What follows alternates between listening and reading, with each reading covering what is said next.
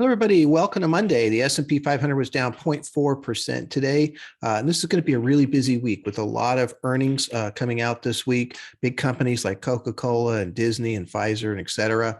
Half of the S&P 500 companies have reported so far. The earnings have been spectacular. Actually, 88% of the companies that have reported so far have beaten their expectations, which is a great number altogether.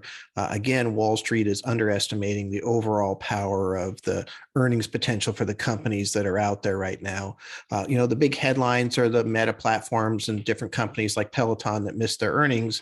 But the reality is that most companies are actually exceeding their earnings. So we'll see how that goes. Now, the expectations for the overall growth for the quarter, for the fourth quarter of last year versus the fourth quarter of 2020 was 29.2% expected growth across these earnings that are coming out now. If you remember from the third quarter, it made 36% growth, which was spectacular. So, and 29 is still very, very good. And this will be the seventh quarter in a row where we've had companies greatly exceed expectations as a whole. So very good as far as that goes. We do have the CPI number, the inflation number coming out on Thursday.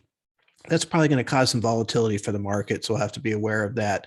I think inflation is going to continue to grow here at least through March timeframe as far as that goes. The expectation is 7.2%. We had 7.1% last time they had the number come out. So we'll have to see how that plays out. We have this big jobs number that came out on Friday, and they actually revised some of the jobs numbers from previous months to show that there were a lot more jobs created and way more than expected, which is really kind of fascinating.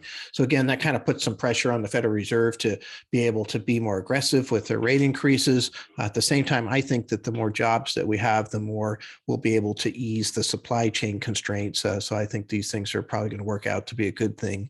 Again, the theme is first half of the year, we're going to have to digest all of these things and really get through this. And then the second half of the year could be quite a bit better here. So good chance for us to just kind of, watch for different opportunities and see what goes on as far as that goes. So that's what happened today. I look forward to talk to you tomorrow. Thank you.